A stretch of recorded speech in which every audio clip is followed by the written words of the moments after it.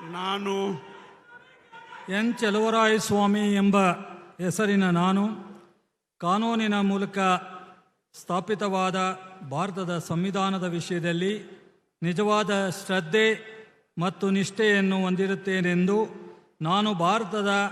ಸಾರ್ವಭೌಮತ್ವವನ್ನು ಮತ್ತು ಅಖಂಡತೆಯನ್ನು ಎತ್ತಿಡಿಯುತ್ತೇನೆಂದು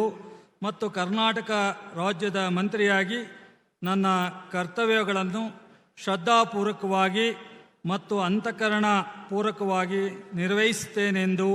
ಭಯ ಅಥವಾ ಪಕ್ಷಪಾತವಿಲ್ಲದೆ ರಾಗ ದ್ವೇಷವಿಲ್ಲದೆ ಎಲ್ಲ ಬಗೆಯ ಜನರಿಗೆ ಸಾಂವಿಧಾನಿಕ ಮತ್ತು ಕಾನೂನಿಗೆ ಅನುಸಾರವಾಗಿ ನ್ಯಾಯವಾದದ್ದನ್ನೇ ಮಾಡುತ್ತೇನೆಂದು ದೇವರ ಹೆಸರಿನಲ್ಲಿ ಮತ್ತು ನನ್ನ ಅಜ್ಜನ ಹೆಸರಿನಲ್ಲಿ ಪ್ರಮಾಣ ಮಾಡುತ್ತೇನೆ.